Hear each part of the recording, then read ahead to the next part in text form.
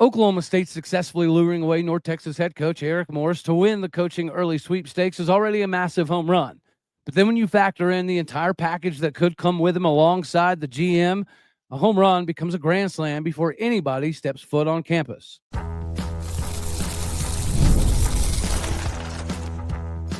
You are Locked On Oklahoma State, your daily podcast on the Oklahoma State Cowboys, part of the Locked On Podcast Network, your team every day.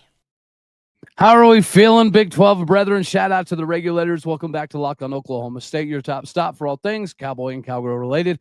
My name is Cody Stovall. I want to thank you kindly for stopping by to make this your first listen. We're available on all of your podcasting platforms, visually as well on YouTube. Find me personally on X at Oldeo State. Today, we're partially brought to you by FanDuel. Make every moment matter more, especially right now when new customers can bet just $5. If it's a winner, you'll get $300 back in bonus bets to use all across the app. Make sure that you go download the FanDuel app today. Meanwhile, we get to slide into this coaching search conversation of the Eric Morris variety. If you caught the live show, we went over some of the statistics, right? Number 2 total offense, number 1 quarterback in the country. They have so many metrics that equal success, and the offensive innovations that have always been in Stillwater welcome this with open arms. But we didn't even get into the full nitty-gritty of it, other than just Eric Morris and his ability to be very creative offensively, going back, working with guys in Patrick Mahomes, trying to get Baker Mayfield up to Washington State. He unearthed Cam Ward. He found the development of John Mateer. And now what he's uncovered in Drew Mestemaker has everybody excited, especially if you just watch Drew Mestemaker absolutely dominate. Caleb Hawkins is another package kind of a deal that we would like to see come to Oklahoma State. I feel confident about Drew Mestemaker sticking with Eric Morris because Eric Morris is probably the only coach in America who said, I don't care that you never played it down in high school. I see what I need to see to make you a Heisman-level individual. And at Oklahoma State, with some of the notoriety, if you saw what was pushed behind Ollie Gordon a couple years ago, and he went on to win the Doak Walker Award, the Heisman campaign for somebody like a Drew Mestemaker would be enhanced greatly at Oklahoma State. Caleb Hawkins being from Shawnee, Oklahoma, how does all of us miss on a 6'2", 205-pound running back out of our backyard? I don't know, but that 1,000-yard rusher and the almost 4,000-yard passer, if they could join Eric Morris at Oklahoma State, we would be tailor-made for the high-flying, explosive offenses that we're all used to. Another thing that we didn't quite get to in the live show was the pedigree that Drew Mestemaker comes from. So the private coaching that he's getting is by Jeff Christensen. And a fun little fact out there for everybody out there, currently he has already been working with Dylan Raiola, the quarterback at Nebraska. He's been working with Ty Simpson, the quarterback at Alabama. He's worked with Patrick Mahomes. He's worked with Quinn Ewers, Kirk Cousins, Ryan Tannehill, Baker Mayfield, Jimmy Garoppolo. The list goes on. And he didn't have the article pulled up, but there was a quote from him in an article discussing Drew Mestemaker about him being one of the top arms he's ever developed. You go over the list of individuals that we just talked about, and if Jeff Christensen is saying that Drew Mestemaker fits right in that mold, then we could potentially be getting that Heisman level individual. But as exciting as Eric Morris is, as exciting as Drew Mestemaker and Caleb Hawkins and Wyatt, that whole crew could potentially be in the orange and black. The biggest is got to be the GM. The GM model that you're seeing at OU is something that I think we would have been smart to follow. But ladies and gentlemen, Raj is a different individual.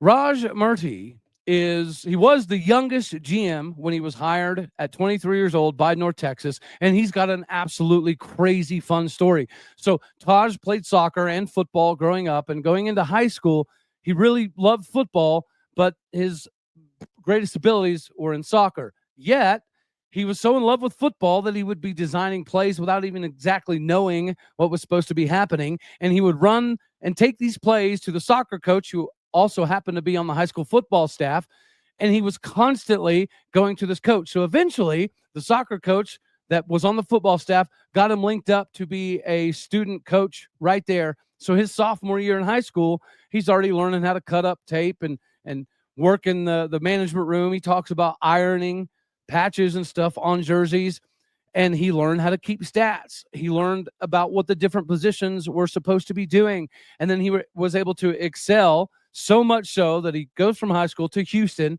gets a finance degree. He graduates in under 2 years. So he has a 4-year degree in finance in under 2 years because he started at Houston with like 50 college hours already knocked out. So he's obviously almost a genius level individual. And then from there, he could have been a big time banker, a Fortune 500 banker easily. But he decided, I want to stick into football. So then he gets on with Houston and becomes really close to Dana Holgerson. And once again, he comes up through the equipment room and just doing the little stuff. He was in the locker room handing out jerseys or laying out jerseys on people's lockers and putting the stickers of their helmet numbers on the locker. He did all of the nitty-gritty stuff and cutting tape together and labeling and numbering the different backfield iterations of what the tape was going to be passed on to the different coaches. He learned how to do a lot of that managerial stuff, and he got really close to Dana Holgerson. And Dana would kind of teach him offensively, this is what I'm trying to do, and this is what it's supposed to look like. And when I get these mismatches, that's when I call this style of play. He learned so much, and he fast-forwarded that into a successful career at TCU. And then he goes from TCU to North Texas. Obviously, at 24 years old, you're getting somebody who has a financial background that might be the only thing that we were missing this previous season. I think Kenyatta Wright is a remarkable recruiter. He's an ambassador that bleeds for Oklahoma State. And the young dudes that have conversations with him in the recruiting trail absolutely love him. And we all love him in Cowboy country. But Raj is a true financial guru who also understands football and understands it at a fairly unique level. Whenever you're being a coach in high school, willingly, you're walking around the sidelines on the clipboard, you're learning the play calls, you're learning the systems and the schemes, and then he learns even more at an enhanced level. Obviously, working with Dana Holgerson. Dana has a lot of ties to Eric Morris. Obviously, he was successful at TCU, and then he takes his job at North Texas. One of the funnest things I read about Raj is what you're seeing at North Texas is while also being the lowest profitable school in the American. This is an article written in the last few months, so I don't think that North Texas has kind of climbed out of that quite yet.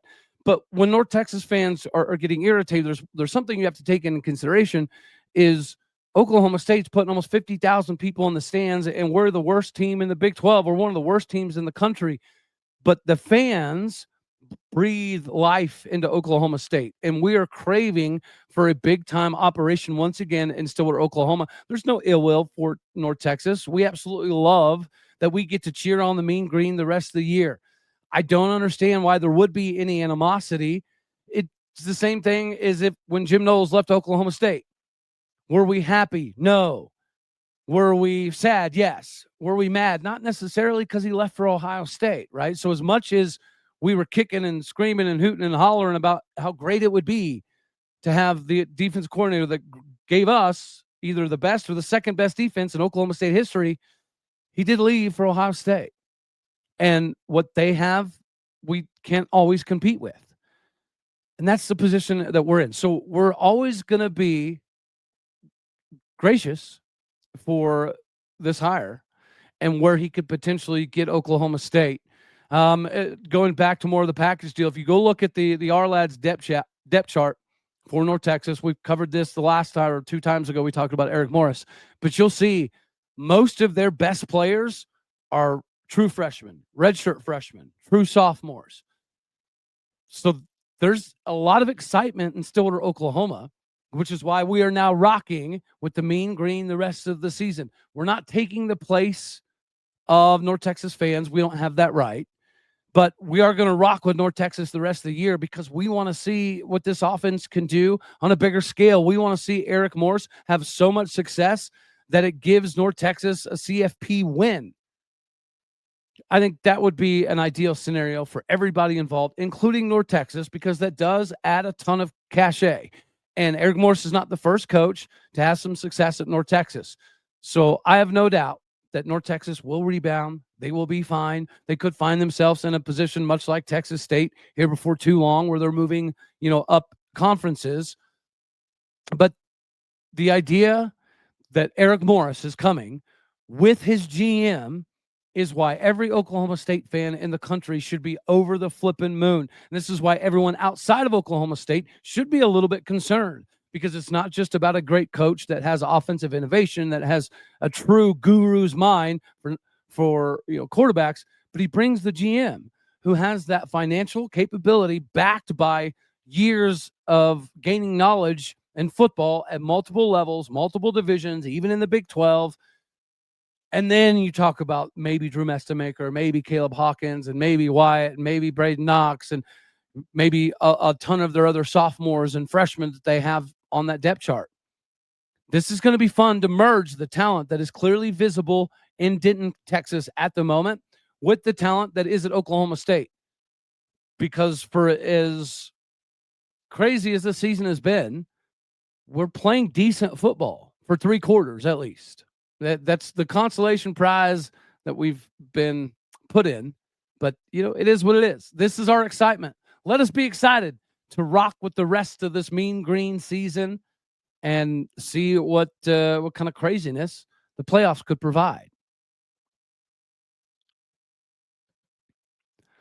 Ladies and gentlemen, FanDuel is where you need to go to get squared away with all of your betting needs. The NBA is back, and there's not a better place for you to get in on the action than with FanDuel, the official sports betting partner of the NBA. Even if you miss the start of the game or you just want to ride the hot hand, FanDuel has live bets on everything from who's going to score the next bucket to who's going to hit the game winner at the end. Plus, you can even combine your live bets into a same-game parlay for a shot at a bigger payout. It keeps every game more exciting because of your investment level, especially when your team's the one making the late push. Right now, FanDuel is giving new customers $300 back in bonus bets when your first $5 bet is a winner. So make sure that you head on over to FanDuel.com to sign up and play your game with FanDuel, of course, the official sports betting partner of the NBA. Now we get to go to the hardwood action, and the Cowboys got a dub, even though they had a 24.6% chance of winning. So almost 76% chance of losing to Northwestern in Chicago. It did not happen. It's a valiant effort by Northwestern, but there was never any point in that ball game where it felt like Northwestern was better than Oklahoma State. Yet again, ESPN had that graphic up that Northwestern had an almost 76% chance of winning. Oklahoma State was led by Jalen Curry. The point guard was slashing to the basket. He put up 18 points. And here's the beauty of Jalen Curry and even Kanye Cleary, right? They're kind of two different point guards. Kanye Cleary is more of a facilitator. He can throw dimes with the absolute best of them in America. Jalen Curry is more of the slasher that he can get to the basket, get you some points, get to the foul line. So I think contingent upon what the defense looks like, both of those point guards are going to be able to do crazy things against different defenses, right? So if you have a team that is a little bit soft down low, Jalen Curry getting down low, causing some foul trouble and getting to the charity stripe is huge for Oklahoma State. But if you have a team that's really solid down low, then perhaps we're not going to have a lot of slashing to the basket by the point guard. That equals a Kanye Cleary style of game. The fact that we have multiple point guards that can do a myriad of things is very rare. We haven't seen this for years. Even with Cade Cunningham, he was kind of the man who did a little bit of everything. Actually, he did a lot of everything. But shout out to Steve Lutz to having different lineups to do different things. And talking about scoring, Anthony Roy got absolute hot in the second half, basically the last handful of minutes in the second half, and that helped us get ourselves into the victory category. But Victorious Miller might be the next budding star at Oklahoma State. He chipped in 17 points. Jalen Curry obviously had 18 points. Anthony Roy had 16 points. Parsafala continues to be an absolute presence down low. When he's not in foul trouble, we are an absolute problem. He had 13 points and 11 rebounds. Christian Coleman, he did get in some foul trouble and still managed to get into the double digits with 10 points. This is the best start that we've had since Cade Cunningham's, 2020 season. And Isaiah Coleman, we're finding more of a role for him. He is the best defender, it appears, on the squad. But he has the ability to run the floor, so he can be a facilitator. He can hit threes. He can drive to the dish. He's a really good defender. Kanye Cleary can do, so many different things that is completely opposite of what Jalen Curry does. And then you have Vukovic coming in, providing integral minutes, especially when Parsofala needs a little bit of a breather, needs a little bit of a break, has a little bit of a injury kind of thing popping up. And we haven't even needed to see a lot of Mekhi Ragland lately, just because of the way this team is operating. And outside of Vukovic, we still got Lefteris, Montzukas. We've got big dudes who can hit threes. We've got big dudes who can rotate. We've got different iterations of guys on the floor that are designed to run. We have guys that are designed to run half court. We have guys like Ryan Crotty who are designed to be spot up shooters from the outside.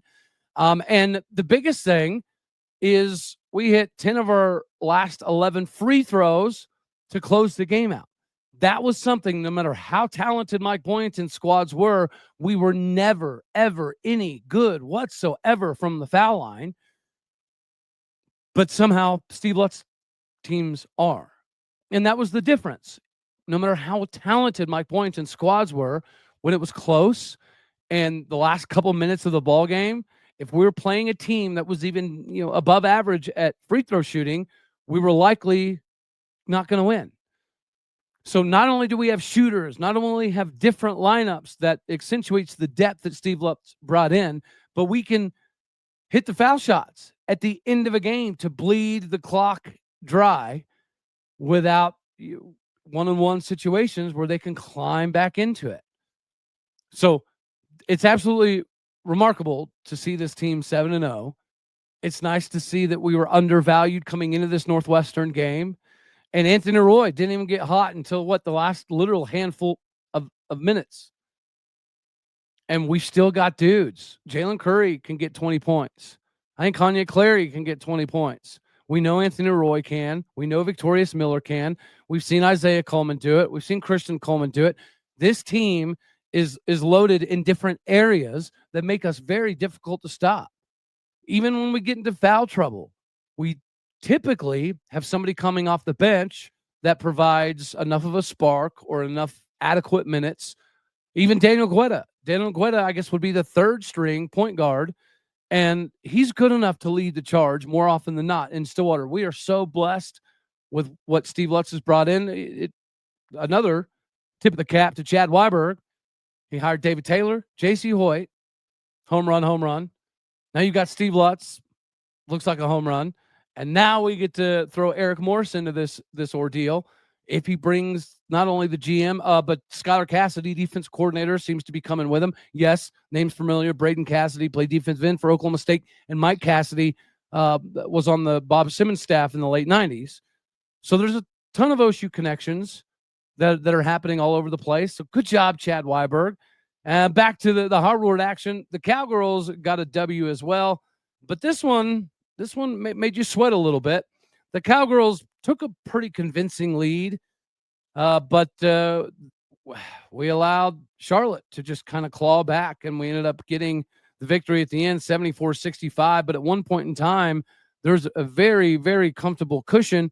We just we didn't exactly do what we needed to do at the end of the day to keep that big lead. But nonetheless, we know how to win at home. We're going to have to learn to win on the road a little bit here and there, and that's okay. You'd rather have the hiccups earlier in the season. And as J.C. Hoyt talked about the previous game against St. John's, she wants their team to, learn how to battle together and learn how to build a little bit more of that camaraderie. So when they get to the nitty gritty of conference play, they know exactly what they have. And they haven't established all of that yet. Winning on the road is difficult. Winning inside Galgaraba, obviously it's the friendly confines, but you got to learn to win on the road. And Akol Akat, a.k.a. Double A, got 16 points. Amari Whiting chipped in with 13 points. Micah Gray had a cool 10 points. Haley Timmer, she was able to chip in another 8. Staley Hurd chipped in 10. Lena Girardi stays hot with 15 points. Jaden Wooten also had a couple of buckets to throw in here. Faith Acker got some minutes in this ball game, was able to grab a couple rebounds for the Cowgirls. At the end of the day, it's a dub. We do have to learn how to win on the road, and we're learning to do that. We did give up almost a 20-point performance by Zoe Best. Tanasia Haynes also had 16 points. And the Cowgirls, it's going to be a work in progress. This is a Sweet 16 level ball club. And part of that is finding all of, the squads that you want to have on the court at different times and learning who you can trust in bigger moments. The Cowgirls have a big one coming up against Miami. This is our first really true road test where we found a way to galvanize and keep the W. So now the Cowgirls are 7-1, staying right inside the top 25. You get this W against Miami, you're going to keep yourself squarely in the top 25 before we can Big 12 play. And speaking of Big 12 play, we're running things. The Big 12 is running stuff. I mean, you saw TCU won their tournament, including a top 10 W over Florida. Oklahoma State, we just got a W, and we weren't projected to get one. BYU's winning. Utah's winning. The Big 12 is the conference that we all knew it was, but last year the SEC crept in and got 13 teams into the dance, and it made people forget that the Big 12 still runs things.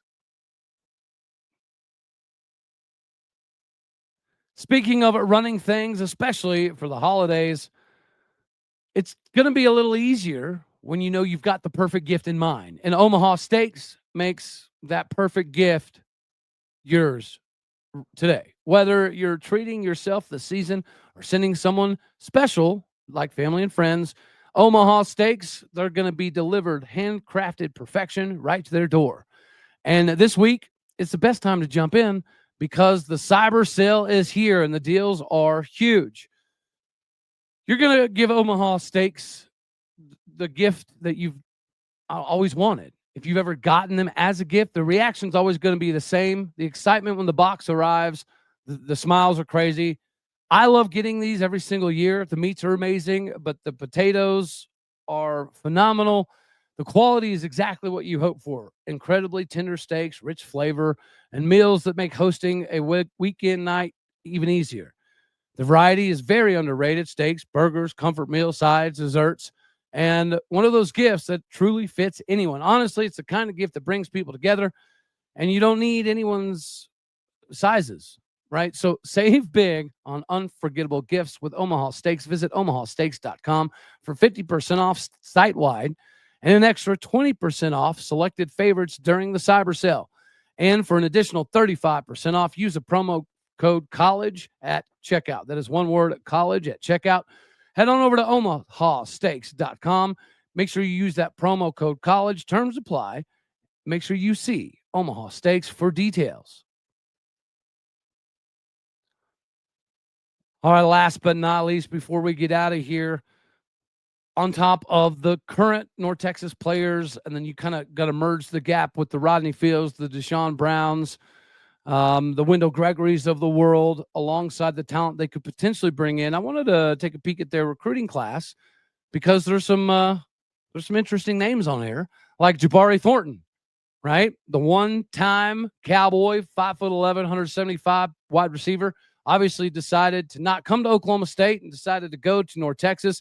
So if he fell in love with Stillwater America at one point in time, for whatever reason, it would make sense that he's back into the fold. He's a 3-star wide receiver out of the Waco, Texas area. Next, they have Jaden Flournoy, a 6', 185-pound cornerback from Burleson, Texas. And then another interesting name, Daniel Berry. We covered him on this show. Daniel Berry was the NFL flag football MVP, Super Bowl little champion. He's a very adequate wide receiver for his high school. He does return games. He does a little bit of everything. So I was a little bit disappointed to see Daniel Berry commit to North Texas when I thought we had a really, really good shot at him. And he has speed for days. The fact that he's at North Texas, much like Jabari Thornton, maybe should lead us to believe that if we were in the mix legitimately with Daniel Berry at one point in time, it would make sense that he follows Coach Morris to Stillwater America. Then they have Orion Mosley, 6'3", 320-pound interior offensive lineman from Houma, Louisiana. Then they have a 6'3", 235-pound defensive lineman from Palestine, Texas, named Kason Applewhite. Again, no clue if some of these guys are coming, none of these guys are coming, all of these guys are coming, but I think it was interesting to take a peek at the recruiting class that they have, because I feel very confident now that we've made this hire that almost every single person that decommitted is probably going to come back. The only one I might be hesitant on, especially since Drinkowitz just signed a new contract, would possibly be Taj Overton. I even feel pretty confident about Katie Batman Jones. So if we can get our recruiting class back, there's easily going to be some of these dudes that we want to bring alongside Eric Morris and crew to Stillwater America. Aiden Combs, 6'2", 220-pound linebacker from Cypress, Texas. Next up, you have Damian Chisholm, 6'3", 275-pound offensive lineman from Texarkana, Texas. Casey Ekwu, 6'5", 300-pound offensive tackle from Sunnyvale, Texas, is next. Then they have a safety up in Mark Brown III, 6 foot, 190-pound safety from Corsicana, Texas. Jarius Singletary, he just put out a recent post about making a trip to Stillwater, I believe. He's a 6'2", 235-pound, 3-star tight end that probably would look good in orange and black. Then you have Jaquan Evans, 6'5", 295-pound offensive tackle from Shawnee, Oklahoma. He probably blocked for Caleb Hawkins. He wants to block for Caleb Hawkins again. He needs to come do it in Stillwater, Oklahoma. Then they have a 6 foot, 185-pound quarterback named Broderick Veers from Chandler, Arizona. Nigel Farsi, 6'2", 305-pound defensive lineman from Little Rock, Arkansas. And last, JT Ware, 5'9", 175-pound wide receiver from Fullerton, California. So that is the current recruiting class for North Texas. If you were able to merge guys like Carter Langendorfer and if we get Katie Batman Jones back and Trey McLaughlin and Danny Beal, that would be a bona fide certified, top 30-ish class. And people tend to forget, before Mike Gundy was fired, we had a top 20 recruiting class. And a large portion of those dudes were the Oklahoma guys. So if you can get 95% of the Oklahoma dudes back in the fold, which I feel like this is a big enough hire that it does that. If you're an offensive individual, you're going to want to come to Oklahoma State to play for this offense. And the beauty of it, that's how it was for 18 years under Mike Gundy. We never knew if we were going to have a defense or not, but we always knew for 18 years, more or less, that the offense was going to be the calling card. We were going to have a Doak Walker Award level running back. We were going to have a Blitnikoff level wide receiver. We were going to have a quarterback that could win us a conference title, once every few years or so. But we've gone away from that. Ever since Casey Dunn was elevated offensive coordinator, the creativity and the offensive innovation completely dissipated, and it became almost non-existent. And one of the biggest frustrations I always had about the 2021 season is, imagine what that Jim Knowles-led defense would have looked like if we would have even attempted to try to give a crap about scoring points. Up until then, Oklahoma State was where all offensive players wanted to take a peek at, especially if you were a skill player. You were going to put yourself in a position to have 1,000-yard seasons. And thankfully, with Eric Morris, that is likely to continue once again. If you can merge their recruiting class, our recruiting class, the current roster, their current roster, if you put those things together and it molds really quickly, Oklahoma State could be in contention for at least top 5-ish next year in the Big 12. I'm not going to run off the rails and say we're going to win the Big 12. I've ran off the rails, and yeah, I've done that plenty. But it's hard not to look at that North Texas team and the last 3 or 4 games with our current Cowboy roster and the 2 recruiting classes. It's hard not to look at that and be insanely excited and understand that Oklahoma State will instantaneously be better. What does better mean? 5 wins, 6, 7 wins, maybe. And that, unfortunately, would be acceptable. That's where we are. And I think Eric Morris can get us back to where we're supposed to be. All right, y'all. So we're going to have for this one right here. As always, I love you. God bless. Go Pokes. Thank you for tuning in to make this your first listen here in Locked On Oklahoma State. You could be anywhere. So happy you choose to be here. Do me a favor, hit the like button if you liked it, dislike it if you didn't. That's okay too. More importantly, share, comment, and subscribe. My podcast and people out there, you're everything that makes this work. I appreciate what you do. Go do what you do. Hit the stars, leave some reviews. Shout out to North Texas fans out there. Stay tall. We're with you.